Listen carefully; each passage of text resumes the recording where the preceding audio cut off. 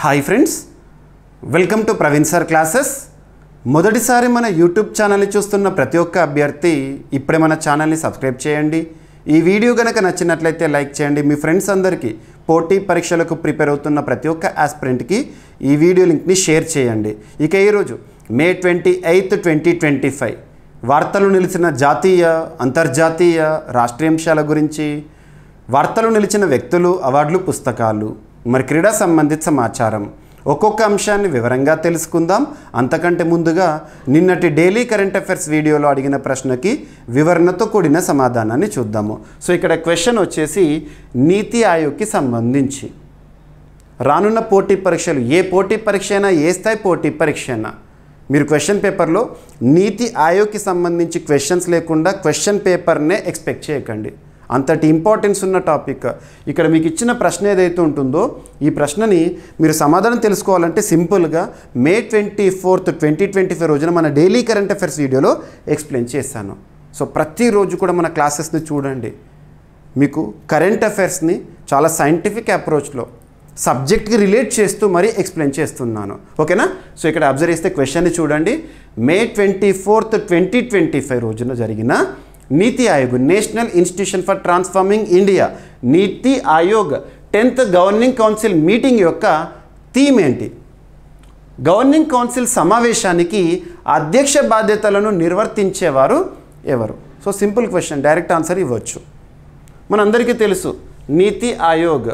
నీతి ఆయోగ్ గురించి మనం తరచూ వార్తాపత్రికల్లో చూస్తూ ఉంటాము. పోటీ పరీక్షల కోణంలో చాలా important.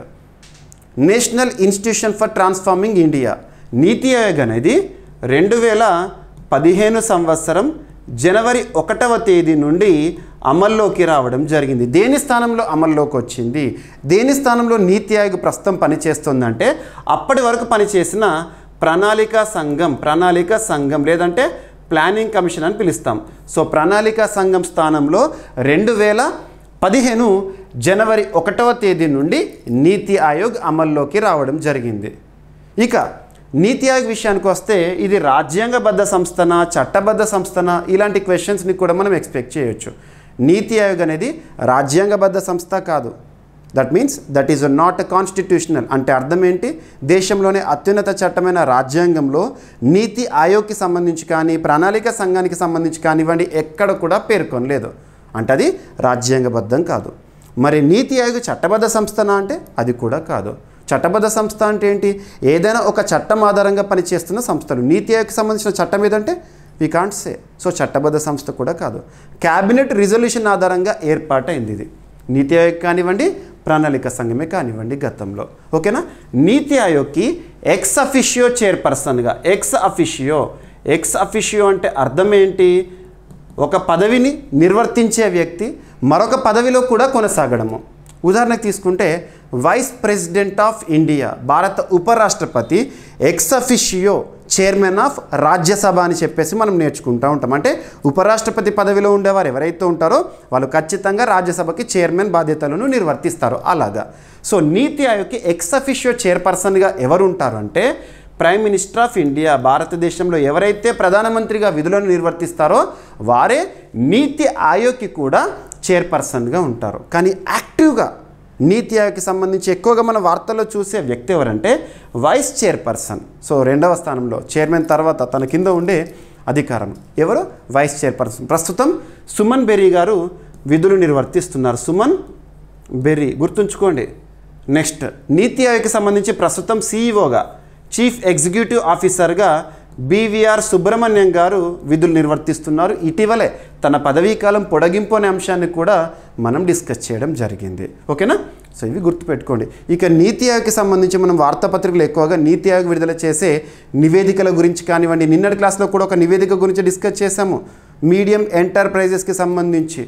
And at the same time నీతి ఆయోగ్ వారు విడుదల చేసే ర్యాంకింగ్స్, ఇండిసెస్ లేదా సూచీలు, నీతి ఆయోగ్ సమావేశాలు, ఇవి పోటీ పరీక్షల కోణంలో చాలా ఇంపార్టెంట్.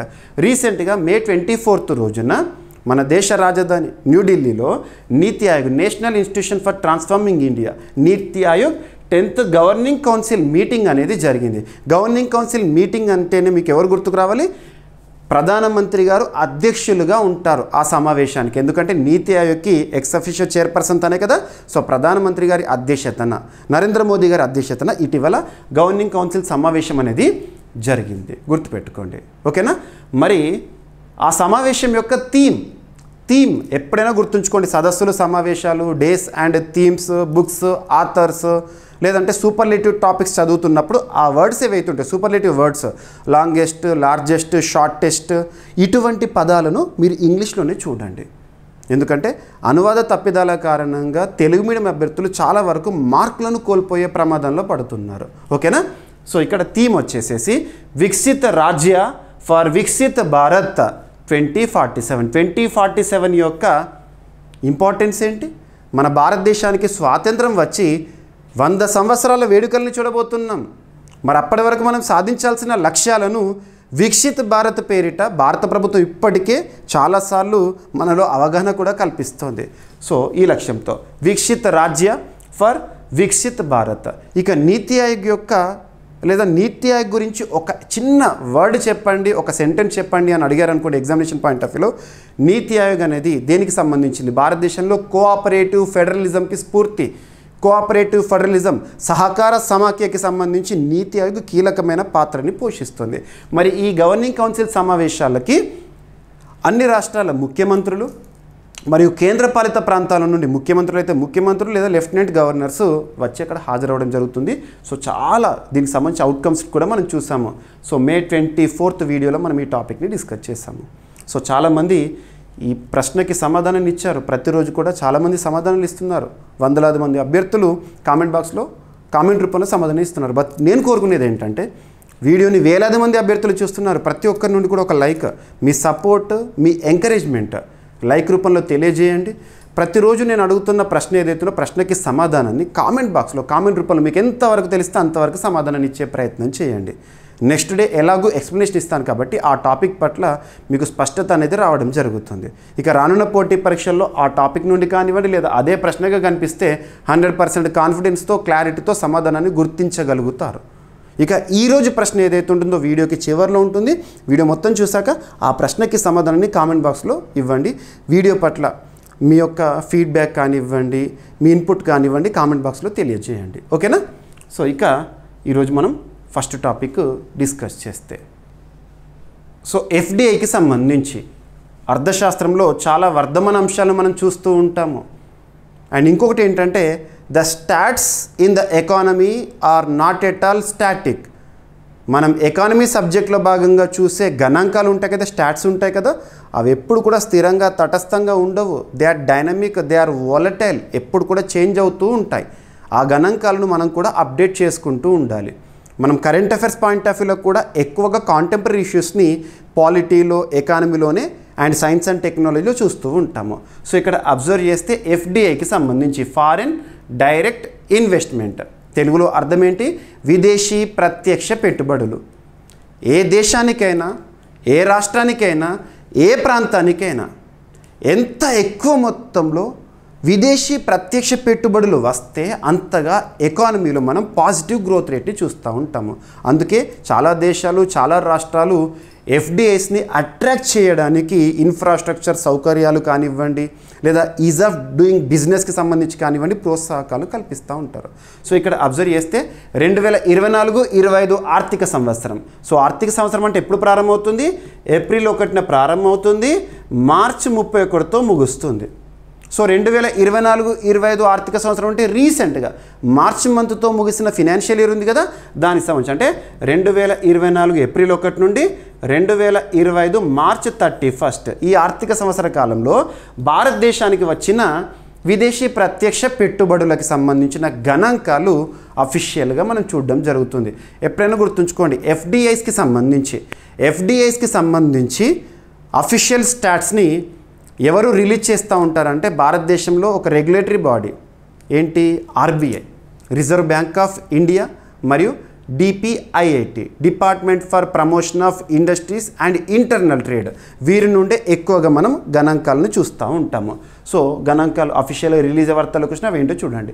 సో భారతదేశానికి 2024-25 ఆర్థిక సంవత్సరంలో వచ్చిన మొత్తం FDI ఇన్ఫ్లోస్ ఎంతనట అంటే $81.04 బిలియన్ అంట. $81.04 బిలియన్ FDI అనేది భారతదేశానికి రావడం జరిగింది. Billion dollars, $81.04 billion FDIs in India for the financial year 2024-2025. ఓకేనా. మరి FDIస్ని అట్రాక్ట్ చేయడంలో ఏ రాష్ట్రం ముందుంది, లేదా ఈ FDIస్లో ఎక్కువగా ఏ రాష్ట్రానికి వస్తున్నాయి, ఇటువంటి మనం ర్యాంకింగ్స్ పైన కూడా ఫోకస్ చేయాలి. సో చూడండి, 2024-25 ఆర్థిక సంవత్సరంలో భారతదేశానికి $81.04 బిలియన్ విదేశీ ప్రత్యక్ష పెట్టుబడులు అనేవి వచ్చినాయి అంటే ఈ నెంబర్ గుర్తుంచుకోండి, $81.04 బిలియన్ FDI ఇన్ ఇండియా. ఇక కంపారిజన్ చూడాలి. ఏదన్నా మనము గణాంకాల గురించి చూస్తున్నప్పుడు ముఖ్యంగా ఎకానమీ గ్రోత్ రేట్లో భాగంగా చూస్తున్నప్పుడు కంపారేటివ్ స్టడీస్ అనేది ఇంపార్టెంట్.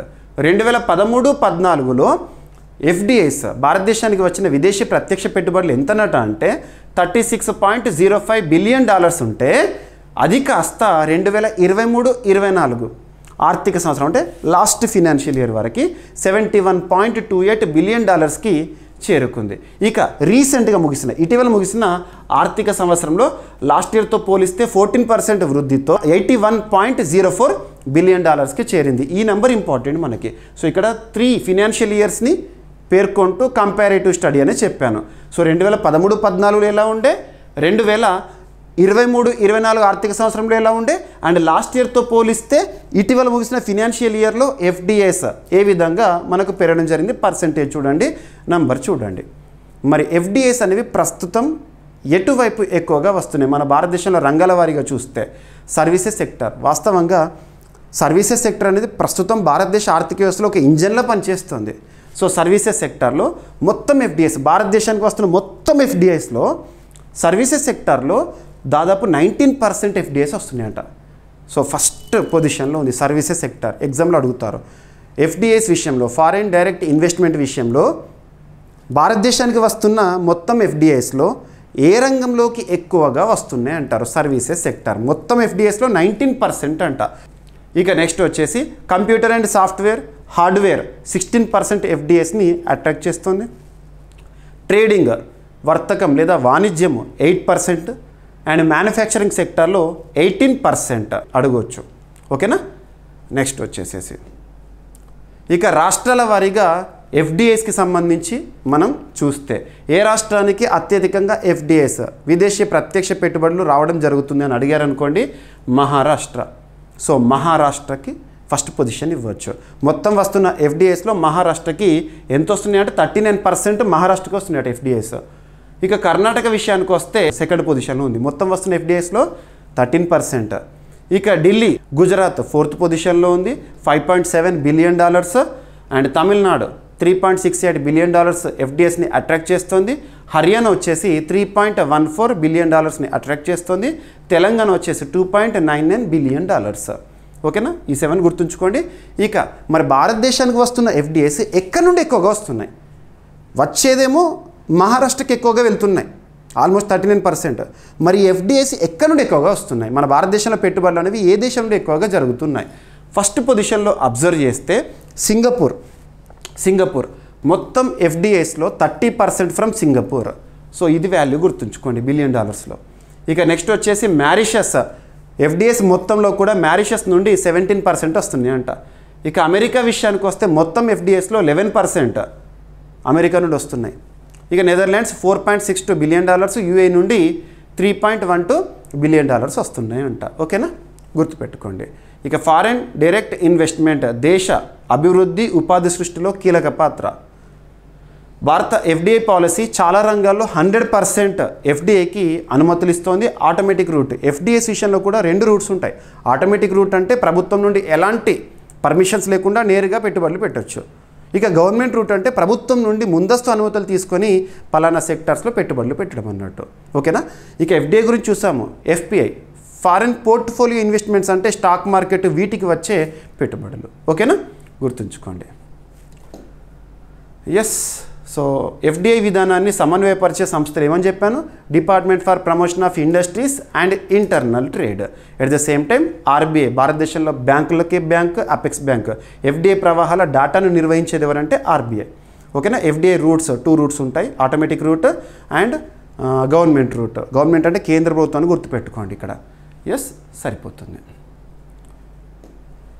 ఇక ఎకానమీకి సంబంధించి ఇంకొక టాపిక్. సో చాలా చాలా ఇంపార్టెంట్. మనకు భారతదేశానికి వస్తున్న పెట్టుబడుల గురించి చూసాం కదా, మరి భారతదేశం నుండి ఎగుమతుల గురించి ఈ టాపిక్లో చూస్తాము. వాస్తవానికి మనము ఫారెన్ ఎక్స్చేంజ్ రిజర్వ్స్, ఈ టాపిక్ గురించి మీకు తెలిసే ఉంటుంది, చాలాసార్లు మనం డిస్కస్ చేస్తున్నాం. ఫారెన్ ఎక్స్చేంజ్ రిజర్వ్స్, ఫారెక్స్ అంటాము. ఫారెక్స్ ఎప్పుడు పెరుగుతుంది అంటే దిగుమతులను తగ్గించుకొని ఎగుమతుల పైన ఎక్కువగా ఫోకస్ చేస్తే. మరి దిగుమతులను తగ్గించుకోవాలంటే ఏం చేయాలి? మన భారతదేశంలోనే మ్యానుఫ్యాక్చర్ సెక్టర్ ఏదైతే ఉంటుందో దానికి ఊతం ఇచ్చేసేసి మనకు కావాల్సిన అవసరాలన్నీ కూడా ఇక్కడే తయారవుతున్నాయి అనుకోండి, ఇక్కడే మనకు మార్కెట్ అనేది సరిపోతుంది. ఇక విదేశాల నుండి దిగుమతులపైన ఆధారపడడం లేదు. సో దిగుమతులపైన ఆధారపడితే ఏమవుతుంది వాళ్ళకు అంటే ఏ దేశం నుండి అయితే ఏ ఐటమ్స్ అయితే మనం దిగుమతి కోసం తీసుకుంటున్నామో వాళ్ళకి ఎక్కువ చెల్లించాల్సి వస్తుంది. అంటే మనం ఖర్చు పెడుతున్నాం అన్నమాట, ఆ దేశాలు పంపిస్తున్నాం డబ్బులు. ఇక సో ఫారెక్స్ అంటే మనకి ఎగుమతుల పైన ఎక్కువగా ఫోకస్ చేయాలి. మనము ప్రపంచానికి ఒక మార్కెట్గా కావాలి. ఏ విధంగా? మనం ఎగుమతి ఆధారిత దేశంగా నిలవాలి. సో ఇక్కడ అబ్జర్వ్ చేస్తే 2025-26 ఆర్థిక సంవత్సరం అంటే ప్రస్తుతం ఆర్థిక సంవత్సరం 2025 ఏప్రిల్ 1 నుండి 2026 మార్చ్ 31 నెక్స్ట్ ఇయర్ మార్చ్ 31 వరకు భారతదేశంలో వస్తు సేవల ఎగుమతులు ఏ విధంగా ఉండబోతున్నాయని ఒక అంచనా. సో ఇది ఎస్టిమేషన్. సో ఈ విధంగా ఉంటుంది అని చెప్పేసి. సో ఇక్కడ అబ్జర్వ్ చేయండి, 2025-26లో దేశ వస్తు మరియు సేవల ఎగుమతులు మొత్తం $1 ట్రిలియన్ అంటే 85 lakh crore రూపీస్కి చేరే అవకాశం ఉందంట అని ఎవరు చెప్తున్నారు? ఇటువంటి టాపిక్స్ని మనం నేర్చుకుంటున్నప్పుడు ఏ సంస్థ గణాంకాలను రిలీజ్ చేస్తుందో చూడాలి. మనకు ఎగుమతులకు సంబంధించి ఒక సంస్థ ఉంటుంది, ఎగుమతులు దిగుమతులకు సంబంధించి అఫీషియల్ డేటాను రిలీజ్ చేసే సంస్థ federation of Indian export organisations. ఇక్కడ అబ్జర్వ్ చేస్తే ఎక్స్పోర్ట్స్, ఇంపోర్ట్స్ ఈ పదాన్ని వినగానే మీకు కామర్స్ గుర్తుకు రావాలి. ఏ మంత్రిత్వ శాఖ అంటే మినిస్ట్రీ ఆఫ్ కామర్స్ పరిధిలో. 2024-25 అంటే రీసెంట్గా ముగిసిన ఫినాన్షియల్ ఇయర్లో మొత్తం ఎగుమతులేమో $824.9 బిలియన్ అంట. అంటే సుమారు 70.11 లక్షల కోట్ల రూపాయలు ఉందంట. అది కాస్త ఎంతకు చేరుతుందంట?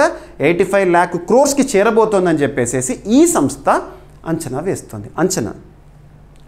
సో వస్తు ఎగుమతులు గూడ్స్ ఎక్స్పోర్ట్స్ 2024-25లో ఎంత ఉంది అంటే $437 బిలియన్ విలువతో. అది కాస్త అంచనా 2025-26 ఈ ఆర్థిక సంవత్సరంలో ఎంతగా ఉండబోతుందట అంటే $525-535 బిలియన్ అంటే 12% ఇందులో గ్రోత్ని మనం చూడబోతున్నామంట. వస్తు ఎగుమతుల్లో గ్రోత్ని చూడబోతున్నామని ఈ సంస్థ చెప్తుంది. ఇక సేవల ఎగుమతులు సర్వీసెస్, మన భారతదేశం ఎక్కువగా సర్వీసెస్ని ఎక్స్పోర్ట్ చేయడంలో కీలక పాత్ర పోషిస్తూ ఉంది. 2024-25లో $387 బిలియన్ సర్వీసెస్ ఎక్స్పోర్ట్స్. అది కాస్త ప్రస్తుత ఆర్థిక సంవత్సరంలో ఎంతగా ఉండబోతుందట అంటే $465-475 బిలియన్ అంటే 20% గ్రోత్ని నమోదు చేయబోతోందంట. ఇవి గుర్తుపెట్టుకోండి. ఇక ప్రధాన ఉత్పత్తుల లేదా రంగాల ఎగుమతుల అంచనా, ఏ రంగం నుండి ఏ విధంగా ఎగుమతులు ఉండబోతున్నాయని అంచనాని కనుక అబ్జర్వ్ చేస్తే ఎలక్ట్రికల్ అండ్ ఎలక్ట్రానిక్స్ నుండి $60 బిలియన్ ఎక్స్పోర్ట్ అయ్యే అవకాశాలు ఉన్నాయని, అంటే ఇంత విలువైన ఎలక్ట్రికల్ ఎలక్ట్రానిక్స్ ఎగుమతులను మనం ఎక్స్పెక్ట్ చేయొచ్చు అంట. యంత్రాలు మెషినరీ విషయానికి వస్తే $40 బిలియన్ అండ్ రసాయనాలు కెమికల్స్ వచ్చేసి కెమికల్ ఎక్స్పోర్ట్స్ విషయంలో కనుక అబ్జర్వ్ చేస్తే $40 బిలియన్, ఔషధాలు medicine and pharma related $30 billion, petroleum ఉత్పత్తులు $70 బిలియన్, దుస్తులు అలంకరణలు $23-25 బిలియన్, రత్నాభరణాలు $30-35 బిలియన్, వ్యవసాయ ఉత్పత్తులు $55 బిలియన్ అంట. గుర్తుపెట్టుకోండి. ఇక అంతర్జాతీయ ఆర్థిక అనిశ్చితులు ఉన్నప్పటికీ భారత ఎగుమతుల్లో ఆరోగ్యకరమైన వృద్ధిని నమోదు చేసే అవకాశం ఉందని చెప్తున్నారు. ఓకేనా. ఇక federation of Indian export organisation భారత ఎగుమతిదారులకు సంబంధించి ప్రధాన సంస్థగా చూస్తున్నాం. వారే ఇటువంటి గణాంకాలను రిలీజ్ చేస్తూ ఉంటారు. సో అభ్యర్థులు గుర్తుపెట్టుకోండి, ఎకానమీ సబ్జెక్ట్లో భాగంగా మనం ఇటీవల కాలంలో చాలా అప్డేట్స్ని మనం చూస్తున్నాము. ఎంఎస్ఎంఈ న్యూ క్లాసిఫికేషన్ని చూసాము. MNREGA Mahatma Gandhi national rural employment గ్యారంటీలో భాగంగా వేతన సవరణల గురించి చూసాము. And at the same time ఇటీవల కాలంలో ఎకానమీకి సంబంధించి జిఎస్టీ రికార్డు వసూళ్ల గురించి చూసాము. ఇవన్నీ కూడా అండ్ జిఎస్డిపి ర్యాంకింగ్స్ గురించి చూసాము. వీటన్నిటిని కూడా ప్రత్యేకంగా చూడండి.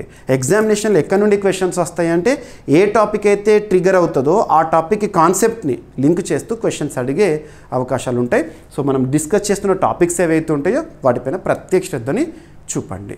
ఓకేనా. ఇక నెక్స్ట్ సూపర్లేటివ్ టాపిక్. ప్రపంచంలోనే మొట్టమొదటి లేదా భారతదేశంలోనే మొట్టమొదటి అతిపెద్ద, అతి చిన్న, అతి పొడవైన ఇలాంటి ప్రత్యేక పదాలతో కూడిన కరెంట్ అఫైర్స్ని మనం సూపర్లేటివ్స్గా డిస్కస్ చేస్తున్నాము. సో ఇక్కడ అబ్జర్వ్ చేయండి, దేశంలోనే తొలిసారి మన భారతదేశంలోనే తొలిసారి జన్యు మార్పిడి గొర్రెని సృష్టించారంట. జమ్మూ కాశ్మీర్లోని శాస్త్రవేత్తల బృందం జన్యు మార్పిడి గొర్రె. ఓకేనా. ఇటువంటి చాలాసార్లు చూస్తున్నాం మనము. అంతరించిపోయిన జీవజాతులను తిరిగి సృష్టించడం అని అమెరికాలో డైర్ వోల్ఫ్స్ గురించి చూస్తాము. ఇటువంటివి లింక్ చేసుకునే ఏదైనా టాపిక్ వచ్చిందని దానికి లింక్ రావాలి డైరెక్ట్గా. ఓకేనా. సో ఏ శాస్త్రవేత్తల బృందము ఎందుకు ఈ పరిశోధన చేస్తారు చూస్తే సరిపోతుంది. జన్యు మార్పిడి, జీన్ మాడిఫికేషన్. సో ఇక్కడ చూడండి ఏ శాస్త్రవేత్తలు అంటే షేరీ కాశ్మీర్ వ్యవసాయ శాస్త్ర సాంకేతిక విశ్వవిద్యాలయం, Sher-e Kashmir university of agriculture science and technology. ఈ శాస్త్రవేత్తలు ఇటీవల చేసిన పరిశోధన భారతదేశంలోనే తొలిసారి జన్యు మార్పిడి గొర్రెను అభివృద్ధి చేయడము. జన్యు మార్పిడితో ఒక గొర్రెను అభివృద్ధి చేశారు. ఏ విధంగా చేశారు, ఏంటా సాంకేతికత? సో ఇక్కడ అబ్జర్వ్ చేస్తే CRISPR CAS9 అనే ఒక సాంకేతికత, ఇది ఒక టెక్నాలజీ. ఆ టెక్నాలజీ ఉపయోగించి అంతర్జాతీయ జీవభద్రత ప్రోటోకాల్స్కు అనుగుణంగా గొర్రెను సృష్టించారు. సైన్స్ పరిశోధన చేస్తున్నామని చెప్పేసి ఏది పడితే అది సృష్టించకూడదు. కొన్ని మానవ వినాశకానికి లేదా ప్రపంచ వినాశకానికి కూడా దారి తీయచ్చు. కాబట్టి ఏదైనా పరిశోధన చేసేటప్పుడు కూడా ఇంటర్నేషనల్ గైడ్లైన్స్ ఉంటాయి. అలా ఇంటర్నేషనల్ గైడ్లైన్స్ ఆధారంగానే ఈ పరిశోధనను చేసినామని చెప్పేసి శాస్త్రవేత్తలు చెప్తున్నారు. విదేశీ జాతుల DNA ఇందులో లేకుండా పూర్తిగా దేశీయ గొర్రె జాతిపై జన్యు మార్పిడి చేశారు. సో పూర్తి స్వదేశీ పరిజ్ఞానం కోచిక. పశువైద్య విభాగము డీన్ ఎవరైతే ఈ శాస్త్రవేత్తల బృందానికి హెడ్గా ఉన్నారో తను ఏం చెప్తున్నారంటే మ్యోస్టేటిన్ అనే కండరాలను నియంత్రించే జంతువును పరివర్తన చేయడం ద్వారా ఈ గొర్రెను తయారు చేయడం జరిగిందంట. పశు జీవ సాంకేతిక శాస్త్రంలో ఇది శాస్త్రీయ విజయంగా అభివర్ణించబడింది. So direct examination point of వ్యూలో సూపర్లేటివ్ టాపిక్స్, IITs ఇటువంటి టాపిక్స్ని ఎలా అడుగుతారంటే సింగిల్ లైన్ అడుగుతారు. ఇటీవల భారతదేశంలో మొట్టమొదటిసారి జన్యు మార్పిడితో ఒక గొర్రెను సృష్టించారు ఏ శాస్త్రవేత్తలు, ఏ సాంకేతికతను వినియోగించారు, సరిపోతుంది. ఓకేనా. ఇక మరి ఇక్కడ చెప్పిన సాంకేతికత ఉంది కదా. సో CRISPR CAS9 అనే ఒక సాంకేతికత అన్నారు కదా. ఆ సాంకేతికత ఏంటంటే జన్యు సంపుటిలో నిర్దిష్ట మార్పులను చేయడానికి ఉపయోగించే ఆధునిక జన్యు సాంకేతికత. ఓకేనా, సరిపోతుంది. ఇక జమ్మూ కాశ్మీర్ గురించి డిస్కస్ చేసాం కదా, అక్కడ ఉన్న ఒక పరిశోధనా సంస్థ గురించి ఇక్కడ ఒక లింక్ చేద్దాము. రీసెంట్గా మనం చూసాము ఏప్రిల్ 22, 2025 భారతదేశ చరిత్రలో ఒక బ్లాక్ డేగా, ఒక చీకటి దినంగా మిగిలిపోయింది. జమ్మూ కాశ్మీర్లోని అనంతనాగ్ జిల్లాలో పహల్గామ్, ఆ ప్రాంతంలో బైసరన్ వ్యాలీ, దాన్ని మినీ స్విట్జర్లాండ్ అంటాం కదా, అక్కడ టూరిస్టుల పైన తీవ్రవాదులు జరిపిన కాల్పులు, ఆ ఉగ్రఘాతుకం, దానికి ప్రతిస్పందన చర్య భారత ప్రభుత్వము operation Sindoor May 7th, operation Sindoor ఏ తేదీన అంటారు, May 7th పాకిస్తాన్లోని మరియు పాక్ ఆక్యుపైడ్ కాశ్మీర్లోని ఉగ్ర స్థావరాలు, ఉగ్ర శిక్షణ శిబిరాలు ఏవైతే ఉంటాయో వాటిని పేల్చి పారేసాం బ్రాహ్మోస్ క్షిపణులతో. తర్వాత యుద్ధ పరిస్థితులనే మనం చూసాము. పక్కన పెట్టేస్తే మరి మన భారతదేశంలో సరిహద్దు పోస్టుకు సింధూర్ అనే పేరును పెడుతున్నారంట BSF, బార్డర్ సెక్యూరిటీ ఫోర్స్ వారు. సో పహల్గామ్ ఉగ్రదాడికి ప్రతీకారంగా భారత సైన్యం ఆపరేషన్ సింధూర్ పేరుతో పాకిస్తాన్, పాక్ ఆక్రమిత కాశ్మీర్లోని 9 ఉగ్ర స్థావరాలపై మెరుపు దాడులు చేసిందంట. దాడుల్లో 100 మందికి పైగా ఉగ్రవాదులను ముట్టుపెట్టింది. ఇవంతా కూడా మనం చూసాము. లాస్ట్ 15-20 డేస్ నుండి ఇది వింటూనే ఉన్నాము. పాకిస్తాన్లో చేసిన మన చర్య ఏదైతే ఉంటుందో, ప్రెసిషన్ స్ట్రైకింగ్, వాళ్ళ ప్రాంతంలోకి వెళ్లకుండా, వాళ్ళ భూభాగంలోకి అడుగు పెట్టకుండానే మన బార్డర్ ఏరియా, మన ఇండియా నుండే ఆ స్ట్రైకింగ్స్ చేసేసాము. భారత సైన్యం ధైర్యానికి గుర్తుగా సాంబా సెక్టార్, ఎక్కడిది? జమ్మూ కాశ్మీర్. ఇటీవల వార్తల్లోకి వచ్చిన సాంబా సెక్టార్ ఎక్కడ అంటే జమ్మూ కాశ్మీర్. అక్కడ ఉన్న ఒక సరిహద్దు పోస్టుకు సింధూర్ అని పేరు పెట్టాలని బార్డర్ సెక్యూరిటీ ఫోర్సు ప్రతిపాదించింది. సింధూర్ అంటే భారతీయ సాంప్రదాయంలో విజయానికి, గౌరవానికి చిహ్నము. ఓకేనా? ఇక నెక్స్ట్ రక్షణ రంగానికి సంబంధించి ఎంటర్ అవుదాము. So 5th generation fighter jet తయారీ అనేది వార్తల్లోకి వచ్చింది. మన రక్షణ రంగ అవసరాలు తీర్చుకోవడంలో భాగంగా ఇటువంటి మనం చూస్తే ముఖ్యంగా రక్షణ రంగానికి సంబంధించి మనం వేటిపైన ఫోకస్ చేయాలంటే వార్తలు నిలుస్తున్న విన్యాసాలు, ఎక్సర్సైజెస్ ఇన్ న్యూస్. అండ్ ఇటీవల మన రక్షణ రంగ అవసరాలు తీర్చుకోవడంలో భాగంగా ఏ దేశం నుండి ఏ రక్షణ రంగ దిగుమతులను మనం చేసుకుంటున్నామో. డిఫెన్స్ అక్విజిషన్ కౌన్సిల్ ఇటీవల వేటికి ఆమోద ముద్ర వేసింది. మరియు రక్షణ రంగ ఒప్పందాల గురించి, పూర్తి స్వదేశీ పరిజ్ఞానంతో తయారవుతున్న ఆయుధ సంపత్తి గురించి కానివ్వండి, సో తుపాకుల గురించి, యుద్ధ విమానాల గురించి, షిప్ల గురించి కానివ్వండి, లేదంటే అంతర్జాతీయ సంస్థలో రక్షణ రంగానికి సంబంధించి గణాంకాలతో కూడిన నివేదికలు, SIPRI report, global fire power report, ఇటువంటివి. ఓకేనా? సో ఇక్కడ అబ్జర్వ్ చేస్తే AMCA అనే ఒక ఫైటర్ జెట్ న్యూస్లోకి వచ్చింది. దాని ప్రత్యేకత ఏంటి అంటారు, 5th జనరేషన్ ఫైటర్ జెట్. దీని తయారీకి సంబంధించి సంస్థలను గుర్తుపెట్టుకోవాలి. So advanced medium combat air craft, AMCA, advanced medium combat air craft తయారీకి రక్షణ శాఖ, డిఫెన్స్ వారు అధికారికంగా ఆమోదం తెలిపారు. అతి త్వరలో చూడబోతున్నాం తయారీ కూడా. రక్షణ శాఖ మంత్రిగా ప్రస్తుతం ఎవరు విధులు నిర్వర్తిస్తున్నారు? రాజ్నాథ్ సింగ్ గారు. ఇక DRDO, defence research development organisation, చాలాసార్లు వార్తల్లోకి వస్తుంది. నిన్నటి క్లాస్లో కూడా DRDOకి సంబంధించి మనం 2 టాపిక్స్ డిస్కస్ చేసాము. DRDO ప్రస్తుత చీఫ్ సమీర్ వి కామత్ గారి పదవీ కాలాన్ని మరొక సంవత్సరం, ఈ మే టు 2026 మే వరకు పొడిగిస్తూ కేంద్ర ప్రభుత్వం ఉత్తర్వులు జారీ చేసింది. నిన్నటి క్లాస్లో ఇంకొక DRDO టాపిక్ ఏంటంటే DRDOకి క్లాస్కి మధ్య కుదిరిన ఒప్పందము. ఓకేనా? సో ఇక్కడ అబ్జర్వ్ చేస్తే DRDO మరియు aeronautical development agency, ADA, DRDO aeronautical development agency ఇతర భాగస్వాములతో కలిసి బెంగళూరులో ఈ ప్రాజెక్ట్ని అమలు చేయనున్నారంట. ఏ project? Advanced medium combat aircraft తయారీకి సంబంధించి. ఇక ఈ ఎయిర్ క్రాఫ్ట్ లేదా ఈ ఫైటర్ జెట్ యొక్క ప్రత్యేకతలు ఏంటి? భారతదేశంలో పూర్తి స్వదేశీ పరిజ్ఞానంతో అభివృద్ధి చేయబడిన లేదా చేయబోతున్న 5th జనరేషన్ ఫైటర్ జెట్. ఏరో ఇండియా 2025లో ఈ విమానం నమూనాను ప్రదర్శించారు. మోడల్ ఇదే ఆ మోడల్. సో మోడల్ని చూపించారు ఏరో ఇండియాలో.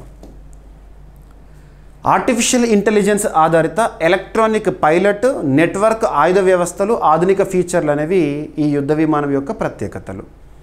మానవ సహితంగా, మానవరహితంగా కూడా పనిచేసేలా దీన్ని రూపొందిస్తున్నారు.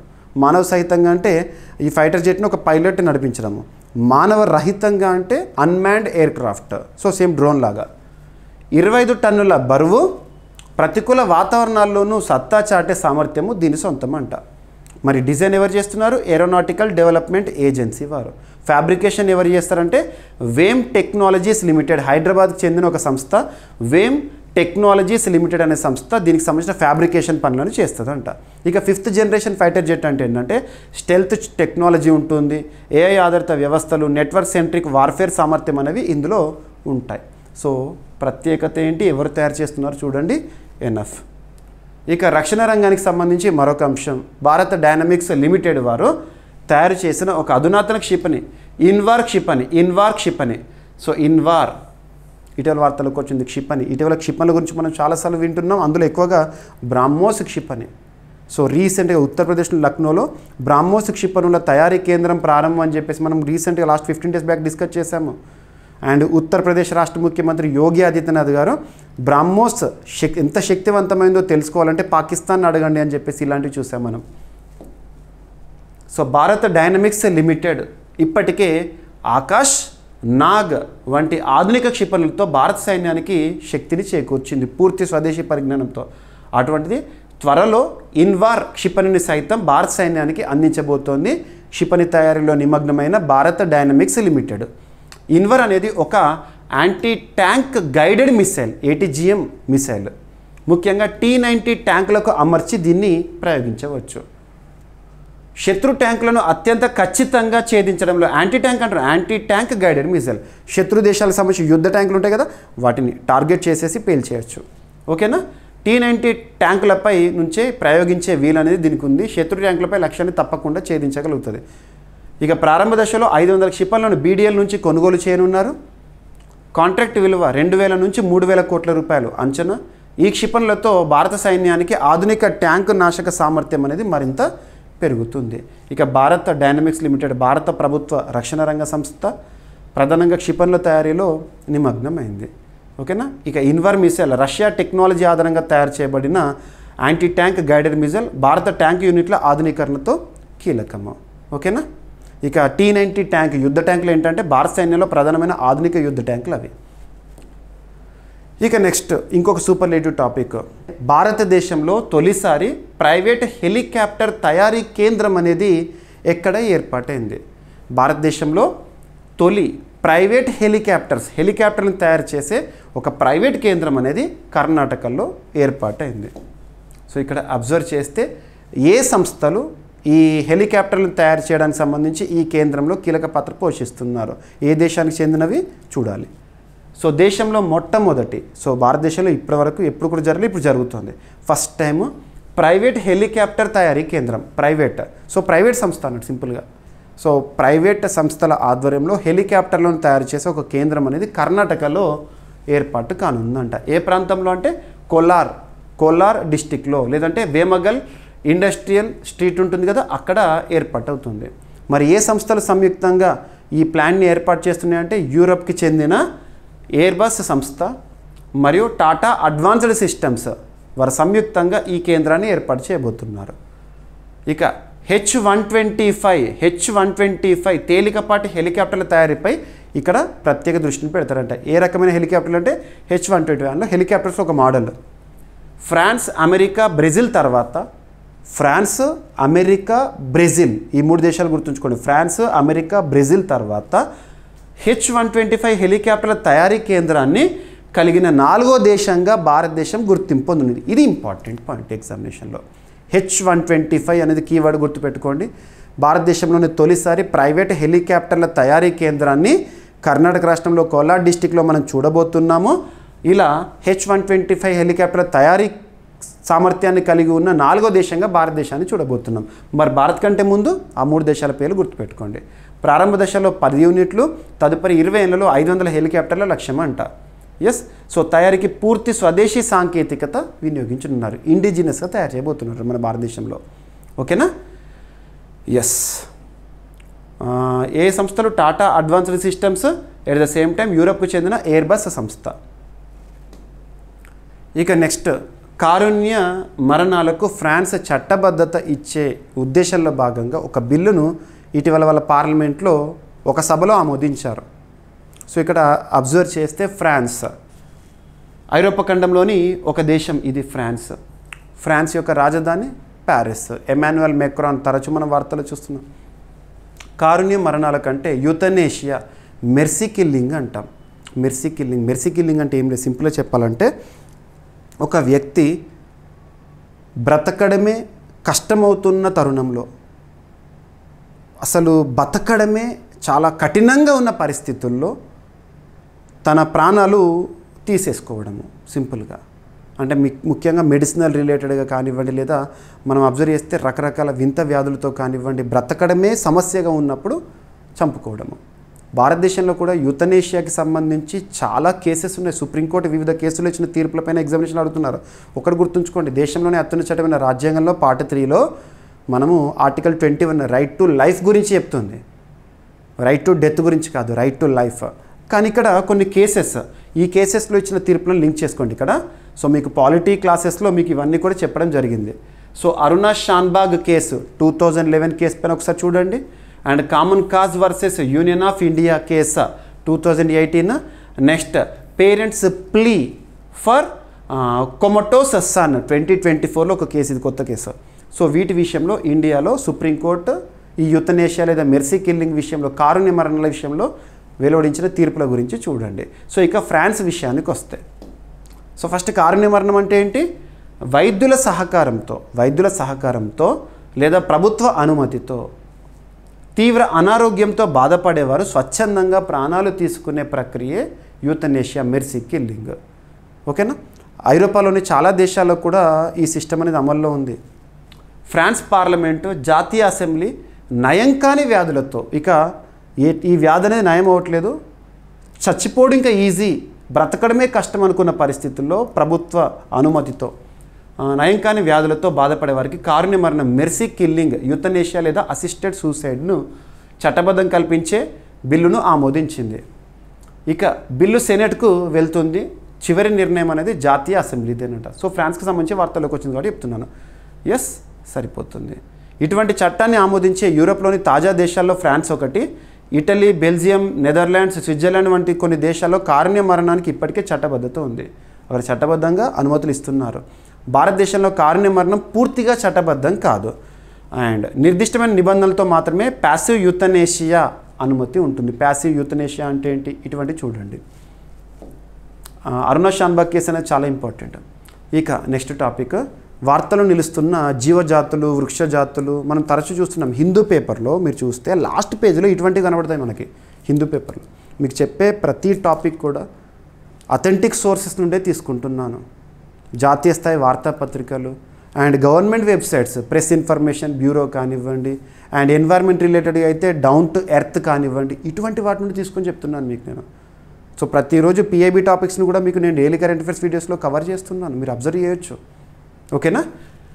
సో ప్రతిరోజు వీడియోస్ని ఫాలో అవ్వండి, లైక్ చేయండి, మీ ఫ్రెండ్స్ అందరికీ షేర్ చేయండి, కాంపిటేటివ్ ఎగ్జామినేషన్స్కి ప్రిపేర్ అవుతున్న ఆస్పిరెంట్స్కి. అండ్ ఇంకొకటి ఏంటంటే మన app GVK study circle app, GVK study circle app ఇప్పటివరకు ఇన్స్టాల్ చేసుకుని వారు ఎవరైనా ఉంటే ఇన్స్టాల్ చేసుకోండి. యాప్ యొక్క లింక్ని మీకు నేను ఈ వీడియో కింద కామెంట్ బాక్స్లో ఫస్ట్ కామెంట్లో పిన్ చేస్తాను. లింక్ క్లిక్ చేసి యాప్ ఇన్స్టాల్ చేసుకోండి. అందులో మీరు కాంపిటేటివ్ ఎగ్జామినేషన్స్కి యూస్ఫుల్గా ఉండే 100% యూస్ఫుల్గా ఉండే అన్ని కోర్సెస్ని కూడా మీరు చూడవచ్చు. ఓకేనా? ఎస్, ఇక్కడ ఈరోజు ఫస్ట్ టాపిక్ వచ్చేసి అరుణాచల్ ప్రదేశ్లో కొత్త డామ్సెల్ ఫ్లై అంటే మనం ఏమంటాము, మన ప్రాంతాల్లో ఏమంటాం, సింపుల్గా చెప్పాలంటే దువ్వెన అంటాము. ఓకేనా? సో డామ్సెల్ ఫ్లై కొత్త జాతిని అరుణాచల్ ప్రదేశ్లో శాస్త్రవేత్తలు గుర్తించారు. ఇటువంటి చూసినప్పుడు బొటానికల్ నేము వృక్ష జాతులు అయితే, సైంటిఫిక్ నేము జంతు జాతులు అయితే చూడాలి. సో శాస్త్రవేత్తలు కాలిఫాయా సినుఒఫర్కాటా ఇటీవల వార్తలోకి వచ్చింది. అదేంటంటే న్యూ టైప్ ఆఫ్ లేదా new species of dance fly ఎక్కడ అరుణాచల్ ప్రదేశ్లో గుర్తించారు. ఈ కొత్త జాతి ఎక్కడనంట upper Siang, lower Dibang valley ఆ ప్రాంతాల్లో గుర్తించడం జరిగిందంట. ఓకేనా? సో గుర్తుపెట్టుకోండి. 165 years బిఫోర్ మొట్టమొదటిసారి కాలిఫాయా జెనరా ఆ ఫ్యామిలీకి సంబంధించిన ఒక డాన్స్ ఫ్లైని భారతదేశంలో గుర్తించారు.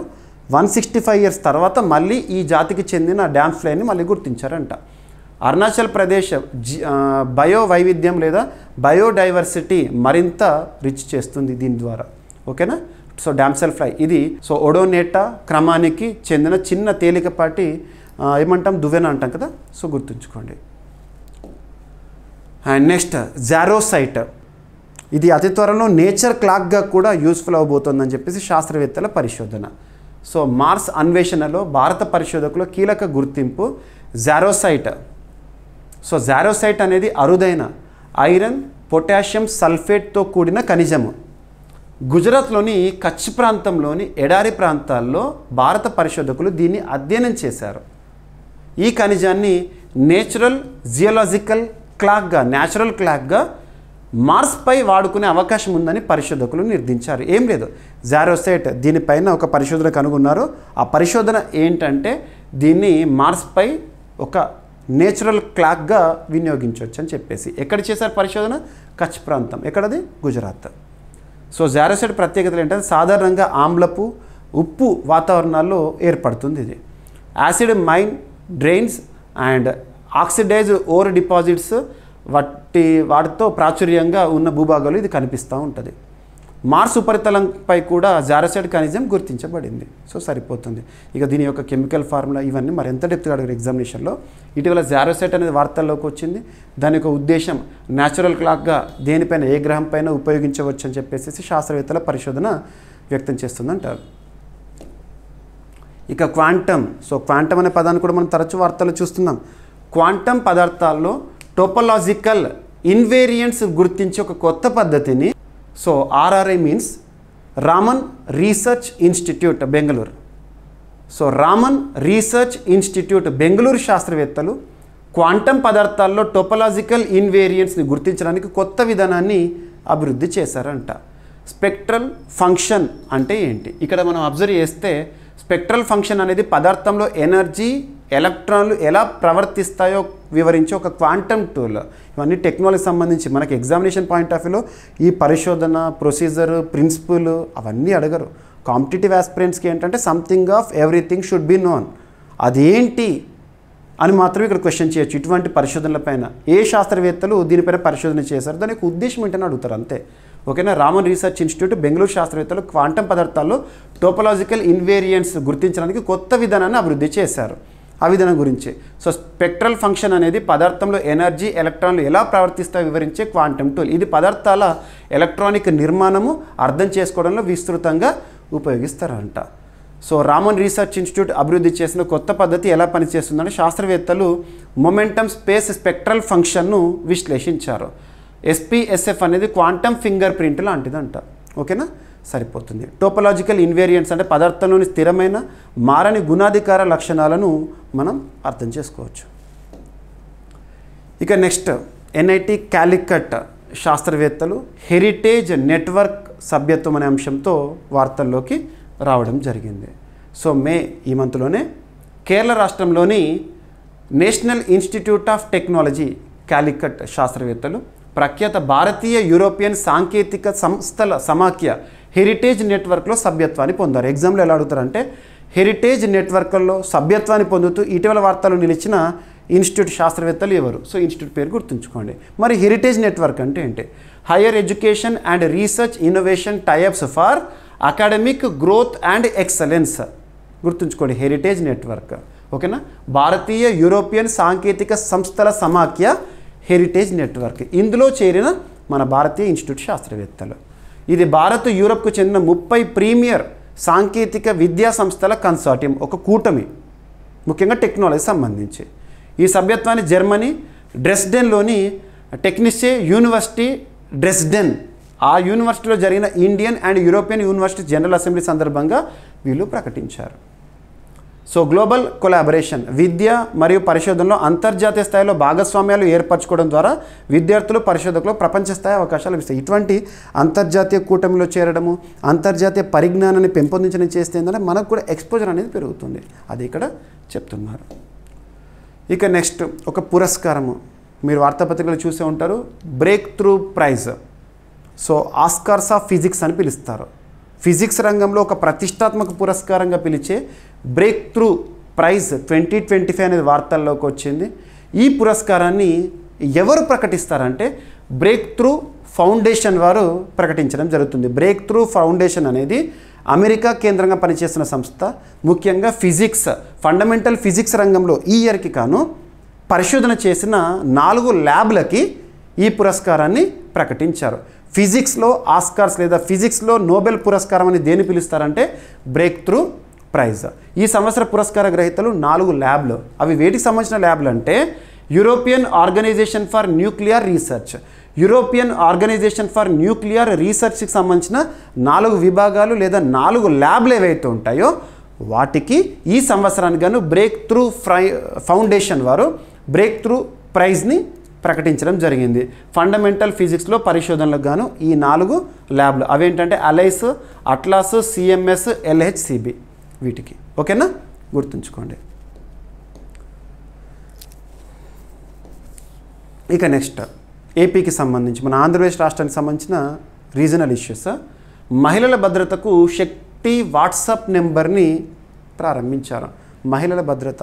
సో ఇక్కడ బహిరంగ ప్రదేశాల్లో కానివ్వండి మహిళలకు కావాల్సిన భద్రత కల్పించడం, వాళ్ళు ఎవరైనా ఆపదలో ఉన్నవారు డైరెక్ట్గా వాట్సాప్ ద్వారా కంప్లైంట్ ఇచ్చినా కూడా రియాక్ట్ అవుతారు పోలీస్ డిపార్ట్మెంట్ వారు. సో ఆ వాట్సాప్ నంబర్ కూడా ఇక్కడ ఇవ్వడం జరిగింది, శక్తి వాట్సాప్. సో ఎప్పుడైనా గుర్తుంచుకోండి, ప్రభుత్వ రంగానికి సంబంధించి అఫీషియల్గా పాలసీస్లో భాగం కానివ్వండి వాట్సాప్ ఛానల్స్ని వాట్సాప్కి సంబంధించినవే చూస్తాం మనం, అంతే తప్పితే అదర్ సోర్సెస్ టెలిగ్రామ్స్ వీటి గురించి చూడము. ఎందుకంటే వాట్సాప్లో అథెంటికేషన్ అనేది కానివ్వండి అఫీషియల్గా కానివ్వండి సెక్యూరిటీ ఫీచర్స్ కానివ్వండి ఉండడము. సో ఇక్కడ అబ్జర్వ్ చేస్తే రీసెంట్గా ఆంధ్రప్రదేశ్ రాష్ట్ర ప్రభుత్వము వాట్సాప్ గవర్నెన్స్ని కూడా ప్రారంభించింది, వాట్సాప్ గవర్నెన్స్. సో అవన్నీ లింక్ చేసుకోండి. సో ఆంధ్రప్రదేశ్ రాష్ట్ర పోలీస్ డిపార్ట్మెంట్ వారు శక్తి వాట్సాప్ని ప్రారంభించారు. ఆ వాట్సాప్ నెంబర్ని గుర్తుంచుకోండి, ముఖ్యంగా ప్రమాదాల్లో ఉన్న మహిళలు ఈ వాట్సాప్ నెంబర్కి కంప్లైంట్ ఇవ్వచ్చు. ఆంధ్రప్రదేశ్ పోలీస్ శాఖ women and child safety wing ద్వారా శక్తి వాట్సాప్ నెంబర్ను ప్రారంభించింది. రాష్ట్ర పోలీసు ప్రధాన కార్యాలయం మంగళగిరిలో దీన్ని ఆవిష్కరించారు. ఆపదలో ఉన్న మహిళలు ఈ నెంబర్కు వీడియో లేదా నార్మల్ కాల్ మెసేజ్ని పంపొచ్చు అంట. వాట్సాప్ ద్వారా పంపిన సంకేతాలు కమాండ్ కంట్రోల్ రూమ్కు చేరుతాయి. వెంటనే శక్తి టీమ్స్ స్పందించి వాళ్ళను కాపాడడం జరుగుతుంది, సహాయం అందించడం జరుగుతుంది. ఇక నెక్స్ట్ ఈరోజు చూస్తున్నాం ఎన్టీఆర్ జయంతి ఉత్సవాన్ని. ఇక ప్రతి ఏటా కూడా ప్రతి సంవత్సరం కూడా ఎన్టీఆర్ జయంతి తన జన్మదిన వేడుకలను రాష్ట్ర అధికార వేడుకగా నిర్వహిస్తున్నామని చెప్పేసి రాష్ట్ర ప్రభుత్వం తీసుకున్న కీలక నిర్ణయం.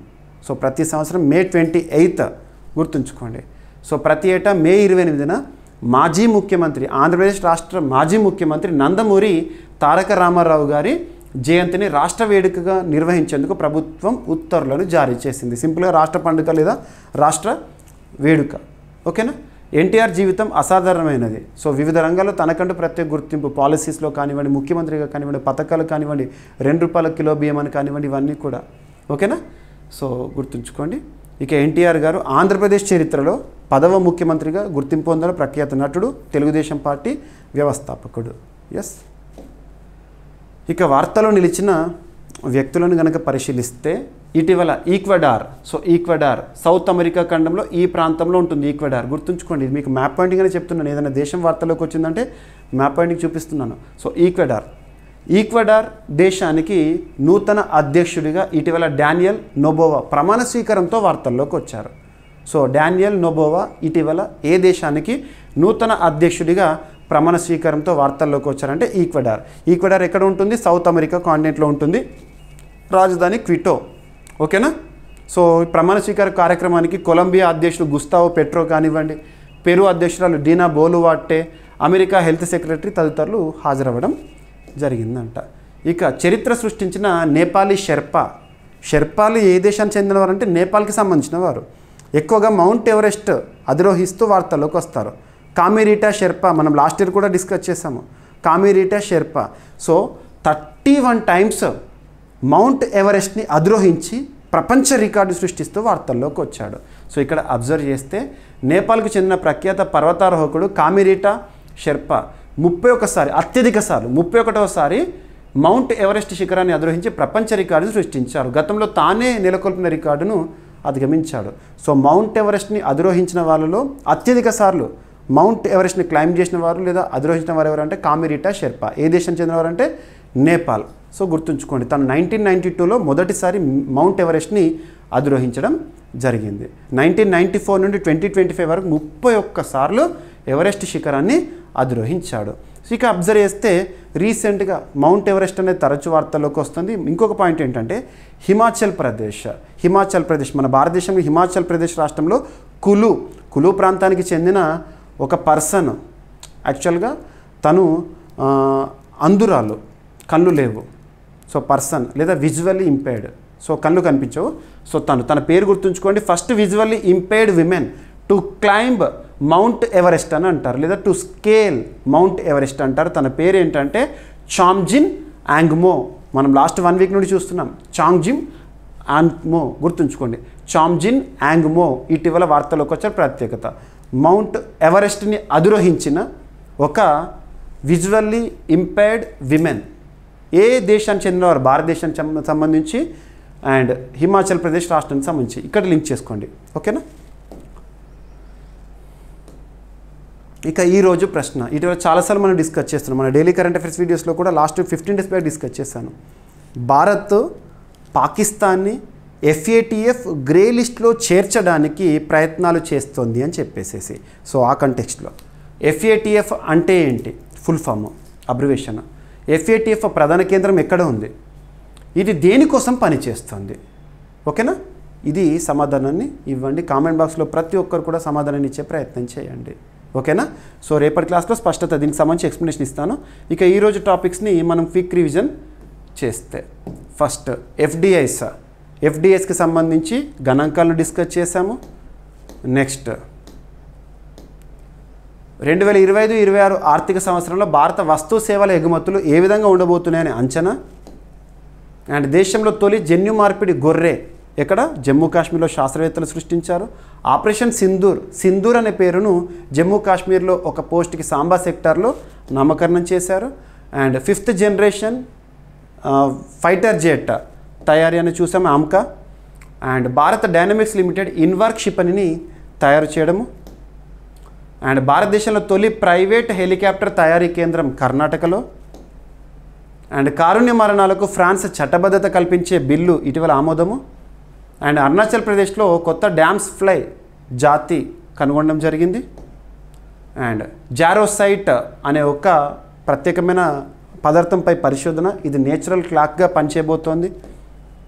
అండ్ క్వాంటమ్ పదార్థాల్లో టోపోలాజికల్ ఇన్వేరియన్స్ గుర్తించే కొత్త పద్ధతితో రామన్ రీసెర్చ్ ఇన్స్టిట్యూట్ బెంగళూరు శాస్త్రవేత్తలు.